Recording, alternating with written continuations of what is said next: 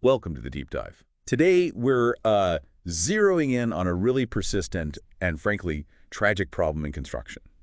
Falls from heights. Still a leading killer. Exactly. Despite everything we know, all the rules, these incidents keep happening. So our mission today is to unpack why. We're drawing on a big survey from CPWR, that's the Center for Construction Research and Training. Good stuff from them, usually. Yeah. And key guidelines from OSHA. We really want to get at the underlying causes, what needs to change to make these sites safer. Right.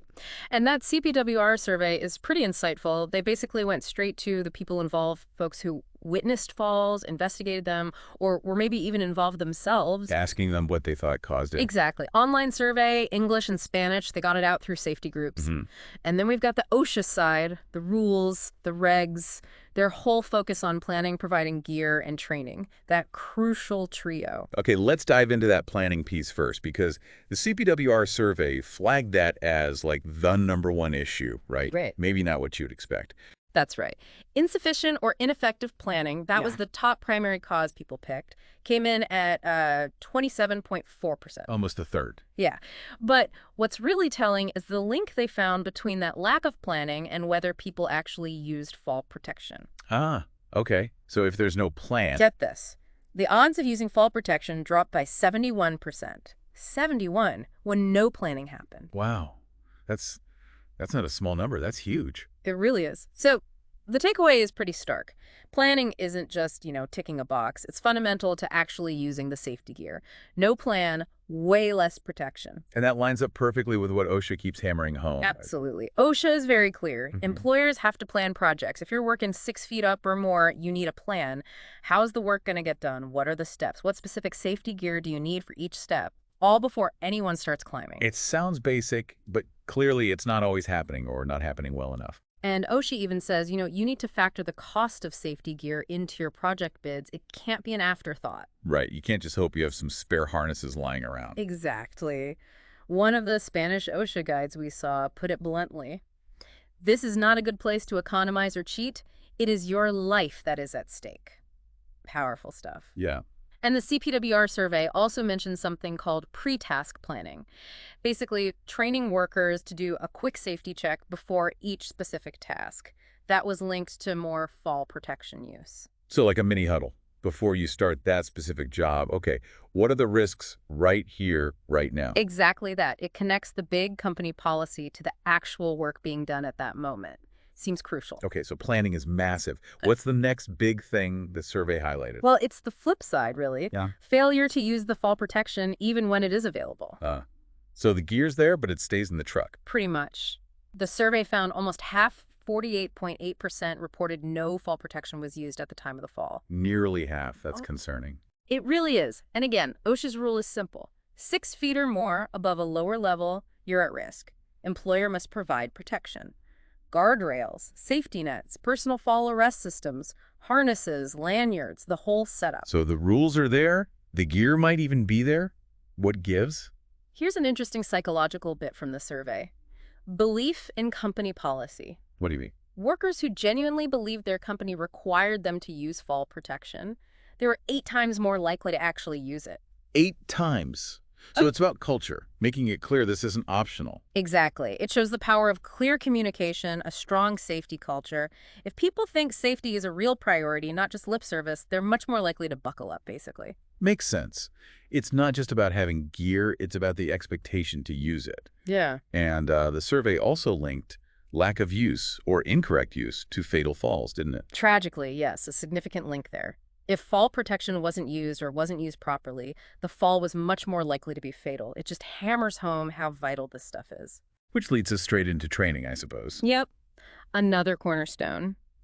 OSHA mandates employers have to train workers to recognize and avoid hazards, know the rules. And crucially, how to actually use the equipment safely. You can't just hand someone a harness. Right.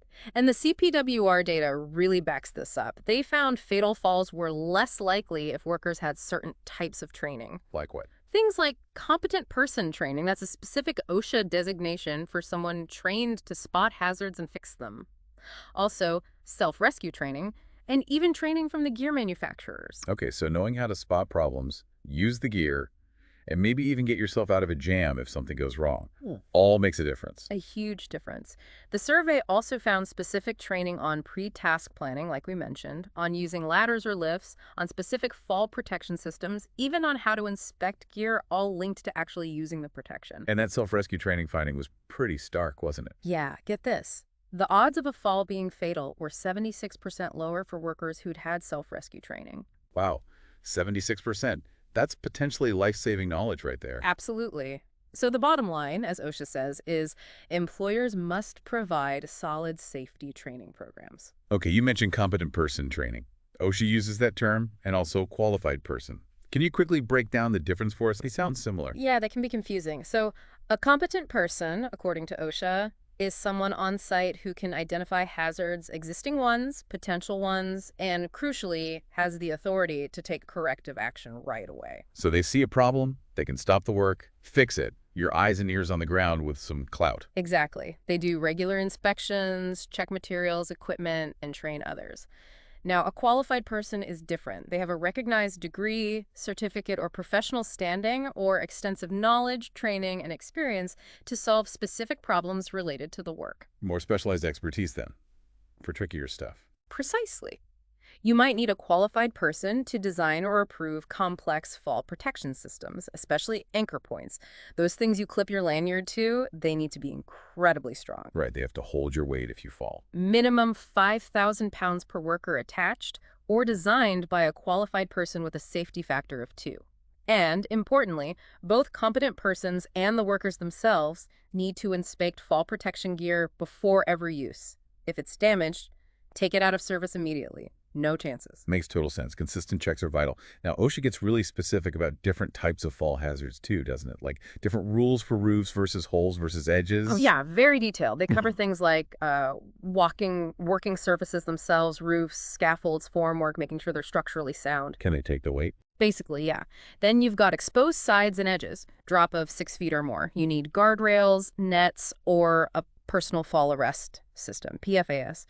Same goes for leading edges, those moving edges as construction progresses. If you can't use standard protection there, you need a specific fall protection plan.